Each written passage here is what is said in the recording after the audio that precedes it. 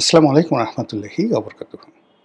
সম্মানিত দর্শক, পত্রিকায় দেখলাম যে এনসিপির যারা নেতৃবৃন্দ রয়েছেন, অর্থাৎ নাহিদ, হাসনাত, সার্জিস যারা আছেন, তারা এই জুলাই আন্দোলনকে সেলিব্রেট করার জন্য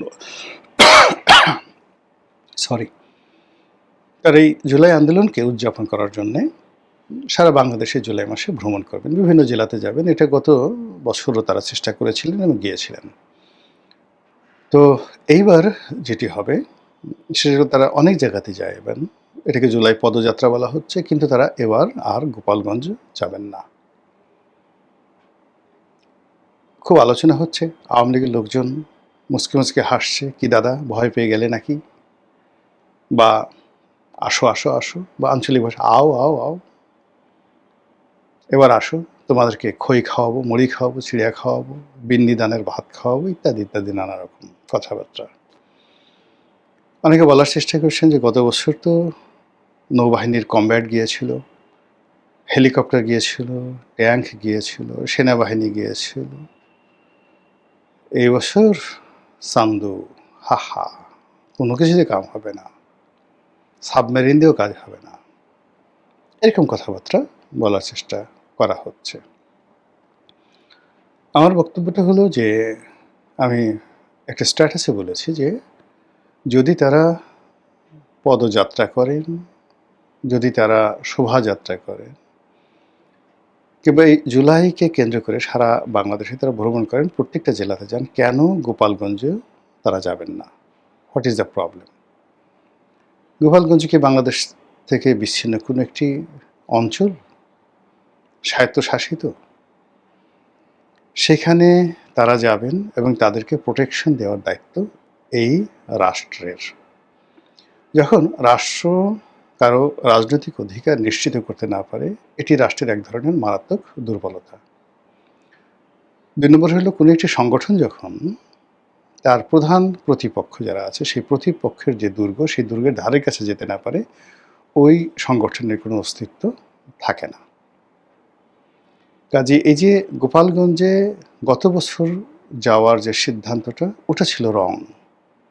আবার এই বছর না যাওয়ার সিদ্ধান্তটা, এটা আরও রং। মানে গত বছর যেটি ছিল ভুল, এটা হবে সেটা মহাভুল। নাহিদ সার্জিসরা অনেক তরুণ, তারা যদি একটু চিন্তা করেন তাহলে বুঝতে পারবেন যে গত বছর সমস্যাগুলো কোথায় ছিল। গত বছর সমস্যাটা ছিল প্রথমত যে একটা গুজব ছড়ানো হয়েছিল যে এনসিপির যারা লোকজন তারা যাচ্ছে এবং সারা বাংলাদেশ থেকে জামাতের হাজার হাজার লোক তাদেরকে মানে পর্দার আড়ালে থেকে সাপোর্ট দেওয়ার জন্য ট্রাকে করে সেই গোপালগঞ্জ, টঙ্গীপাড়া বিভিন্ন এলাকাতে তারা অবস্থান নিয়েছে। কম করে হলে 1 লাখ লোক। এরা মূলত গোপালগঞ্জে গিয়ে তারা ভাঙচুর করবে, বঙ্গবন্ধুর মাজার ভাঙচুর করবে, যেভাবে ৩২ নম্বর ভাঙচুর করেছে। এর ফলে কি হলো, সকল যারা আওয়ামী লীগের যারা লোকজন আছে তাদের মধ্যে এটা একটা জীবন মরণ সমস্যা হয়ে গেল, যেই সমস্যাটি এবছরও নেই। দ্বিতীয়ত হলো যে ওই সময়টিতে প্রচার মাধ্যমে এটি নিয়ে ব্যাপক আলোচনা হয়েছে, আর তাদেরকে প্রোটেকশন দেওয়ার জন্য সেনাবাহিনী, পুলিশ যে রণসজ্জা সেখানে তৈরি করেছিল। তো এরকম যখন খুব সিরিয়াস মোডে কোনো কিছু চলে যায়, তখন আসলে সেখানে অঘটন ঘটবেই, অঘটন ঘটবে। শেখ হাসিনার যে পতন হলো, সে যদি জরুরি অবস্থা এভাবে জারি না করতেন, সে যদি পুরো বিষয়টি পুলিশ দিয়ে নিয়ন্ত্রণ করার চেষ্টা করতেন, তিনি যদি সেনাবাহিনীর হাতে কর্তৃত্ব এভাবে না দিতেন, তাহলে হয়তো ভিন্ন ইতিহাস হতে পারত, ভিন্ন ইতিহাস হতে পারত। আবার পুলিশ বা অন্যান্য যে সকল তার যে ফোর্স ছিল, তারা যদি কঠোর না হতেন, গোলাগুলি না করতেন, একের পর এক যাকে বলা হয় যে হত্যাকাণ্ড, সেটা যদি না ঘটত, এখন সেটা যেই করেছে না কেন, যত কথাই বলেন না কেন, সরকারের পক্ষ থেকে তো একটা ঘটনা ঘটানো হয়েছে, একাধিক ঘটনা ঘটানো হয়েছে, নির্মম ঘটনা ঘটানো হয়েছে। তো এইগুলো যদি না ঘটতো, তাহলে হয়তো এরকম জুলাই আগস্টের বিপ্লবের যে দিনক্ষণ ৫ তারিখে যে ঘটনাগুলো ঘটেছে, এটি নাও ঘটতে পারত। তো সেক্ষেত্রে গত বছর যে জুলাই মাসে গোপালগঞ্জের যে ট্র্যাজেডিগুলো ঘটেছে, ওইরকম একটা ট্র্যাজেডি ঘটানোর জন্য আসলে ঘোষণা দিয়ে কোথাও কোথাও মারামারি হয় না, এটা অলনে ছাড়েন। তো এইভাবে ঘোষণা দিয়ে ঢাকা শহরে যেভাবে বঙ্গবন্ধু এভিনিউতে আওয়ামী লীগের অফিস তছনছ করা হয়েছে, যেভাবে সুধা সদন তছনছ করা হয়েছে, যেভাবে ৩ নম্বর সড়কে আওয়ামী লীগের যে সভানেত্রীর অফিস তছনছ করা হয়েছে, সারা বাংলাদেশে আওয়ামী লীগের অফিস বাড়িঘর পোড়ানো হয়েছে, যেভাবে ৩২ নম্বর ভাঙচুর করা হয়েছে, এরপর বঙ্গবন্ধুর যে মাজার, এটাকে নিয়ে আওয়ামী লীগের যে কোনো লোকের মধ্যে একটা জিদ চলে এসেছিল। এখন এবছর কিন্তু সেটা নেই। এবছর সেটা নেই, এই কারণ হলো এবছর আওয়ামী লীগ অনেকটা লিবারেল হয়ে গেছে। এবং গত বছর গোপালগঞ্জে যে সেনাবাহিনীর কমব্যাট অপারেশন, সেই অপারেশনে আওয়ামী লীগের বহু মানুষ মারাত্মকভাবে ক্ষতিগ্রস্ত হয়েছেন। বহু মানুষ জেলে গেছেন, হয়তো কেউ ছাড়া পেয়েছেন, অনেকে ছাড়া পাননি। তো সব মিলিয়ে ঠিক ওইরকম যে আবার একটা প্রতিরোধ গড়ে তুলবে, আবার একটা আন্দোলনের ডাক দেবে, আবার জাগো বাহে কণ্ঠে সবাই, এটা হয় না। দ্বিতীয়বার, মানে প্রত্যেকটা জিনিসই ইতিহাসে একবার ঘটে, দ্বিতীয়বার ঘটে না।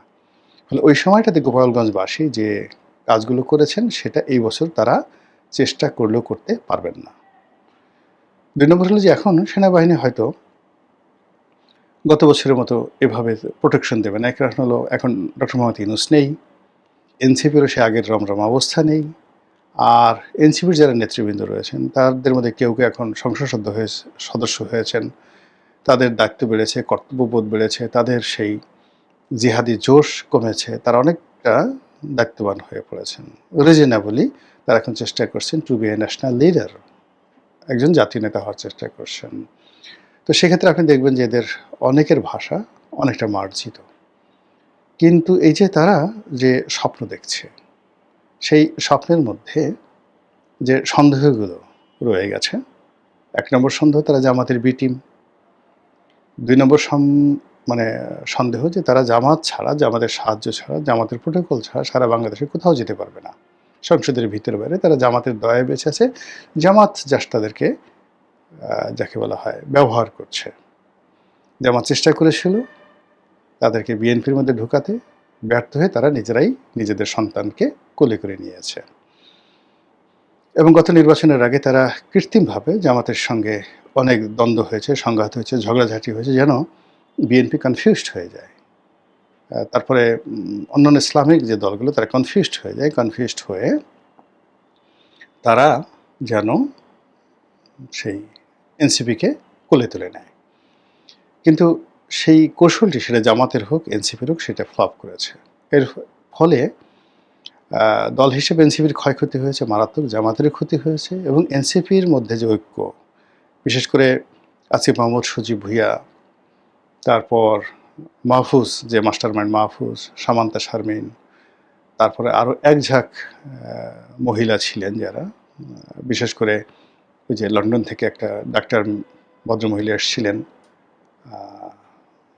আরেকজন ডাক্তার আছেন টেলিভিশনে টকশো করেন আর কি। তো ওনারা সবাই এই জামাতের সাথে সম্পৃক্ততা হওয়ার কারণে তারা অনেকে চলে গেছেন, ইনক্লুডিং নীলা ইব্রাহিম সহ। তো এই অবস্থাতে এখন এনসিপি আবার নতুন করে রিঅর্গানাইজ হচ্ছে। তারা ডক্টর মোহাম্মদ ইউনূসের জন্মদিন পালন করেছে, সেখানে ডক্টর মোহাম্মদ ইউনূস নেচেছেন, এনসিপির যারা নেতৃবৃন্দ তারা সেখানে গিয়েছেন।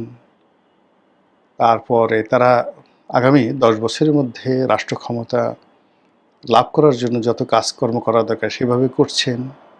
বিএনপির অনেক নেতাকর্মী তাদের দলে যোগদান করছে, ইত্যাদি ইত্যাদি কর্মকাণ্ডগুলো ঘটছে। এবং তারা যারা নেতৃবৃন্দ, বোঝা যাচ্ছে যে এই মুহূর্তে তাদের আসলে কোনো ফাইন্যান্সিয়াল কোনো সমস্যা নেই। একটি দল পরিচালনা করার জন্য যে অর্থ, বিত্ত, যা কিছু দরকার, কোত্থেকে যেন তারা সেই টাকাগুলো পাচ্ছে।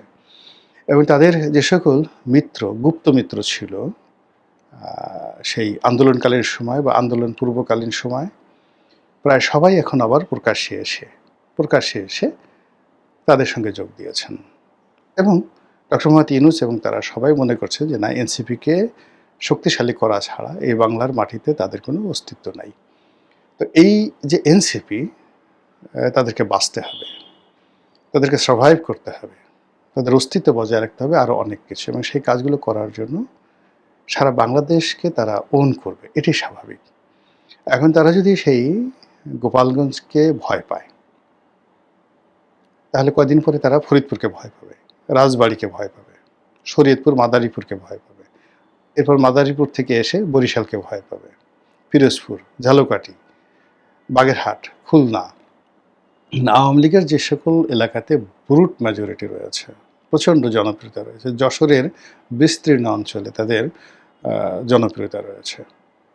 তো যশোর, গ্রেটার যশোর মানে খুলনা বিভাগ, বরিশাল বিভাগ, তারপরে বৃহত্তর ফরিদপুর, কুমিল্লা, এই সমস্ত এলাকাতে, যে ব্রাহ্মণবাড়িয়া, এই সমস্ত এলাকাতে আওয়ামী লীগের যে জনপ্রিয়তা রয়েছে এবং এখানে ডেনসিটি, আওয়ামী লীগের লোকদের যে ডেনসিটি, এই ডেনসিটিকে এখনও পর্যন্ত বিএনপিও চ্যালেঞ্জ করতে পারছে না এই জমানাতে। তো সেই ক্ষেত্রে এনসিপির মতো একটি নবীন দল, তারা এই গোপালগঞ্জকে যদি ভয় পায়, এই ভয় তাদের মধ্যে বাড়তে থাকবে। আর গোপালগঞ্জে তারা গেল না, তখন এই আওয়ামী লীগের মধ্যে একটা প্রতিযোগিতা শুরু হয়ে যাবে যে গোপালগঞ্জ যদি পারে, আমরা কেন পারবো না। গোপালগঞ্জকে তারা ভয় পেল, আমাদেরকে ভয় পাক। আমরা সবাই তো তাফালিং করতে বা মাস্তানি করতে, দাউদ ইব্রাহিম হতে, এরকম জিনিস আমরা খুব পছন্দ করি। ভয় দেখাতে আমাদের খুব ভালো লাগে। আমরা দেখবেন যে খুব ছোট ছোট বাচ্চা, তাকে 80 বছরের বুড়া বা বুড়ি, তারা ভয় দেখাচ্ছে এবং ভীষণ রকম আনন্দ পাচ্ছে। নবজাতক শিশু, তাকে গিয়ে ভকা বোকা এই কথা বলে, আর শিশু ভয়ে কেঁদে দেয়, বুড়া ফিক ফিক করে হাসে। এই জিনিসগুলো আমাদের মধ্যে রয়েছে। এখন এনসিপিকে ভয় দেখে, অর্থাৎ গোপালগঞ্জবাসী যদি মনে করে যে আমরা ভয় দেখাতে সফল হয়েছি, ঠিক সেম জিনিসটি ভাইরাসের মতো অন্যান্য জেলাতে ছড়িয়ে পড়বে, মারাত্মকভাবে ছড়িয়ে পড়বে। সেক্ষেত্রে এনসিপির উচিত এই ধরনের প্রোগ্রাম না করা, একেবারে না করা। আর যদি তারা করতে চায়, তাহলে লোকজন সহকারে শক্তিমত্তা নিয়ে সার্বজনীনভাবে সব জায়গায় যাওয়া, এবং সেখানে যারা রাজনৈতিক নেতৃবৃন্দ, ইভেন তারা এখন আওয়ামী লীগের সঙ্গে কথা বলতে পারে, ওখানে যারা আওয়ামী লীগের নেতৃবৃন্দ রয়েছেন তাদের সঙ্গে টেলিফোনে কথা বলতে পারেন, বৈঠক করতে পারেন, উপহার পাঠাতে পারেন, যে ঠিক আছে যারা চলে যাবার তারা গেছে, যাদের বিরুদ্ধে আন্দোলন করেছি, লড়াই করেছি, ইটস ওকে, বাট আপনারা বাংলাদেশে আসছেন, আমাদের কথাগুলো শুনেন, আমরা যে আসছি আমাদের কথাগুলো শুনেন, যদি খারাপ লাগে আপনারা প্রতিবাদ করবেন, কিন্তু আমাদের তো কথা বলতে দিতে হবে, আমরা তো আপনাদেরকে কথা বলতে দিতে চাই। এইভাবে একটা রিকনসিলিয়েশন যদি এনসিপি করতে না পারে, তাহলে তারা যত কথাই বলুক না কেন, এই জুলাইয়ের পরে আপনি দেখবেন, জুলাই, আগস্ট মাসের পর থেকে তাদের যে অস্তিত্ব, দাপট, ক্ষমতা ধীরে ধীরে মারাত্মকভাবে কমতে থাকবে। মহান আল্লাহ আমাদের সবাইকে হেদায়েত দান করুন এবং হেফাজত করুন। আসসালামু আলাইকুম ওয়া রাহমাতুল্লাহি ওয়া বারাকাতুহু।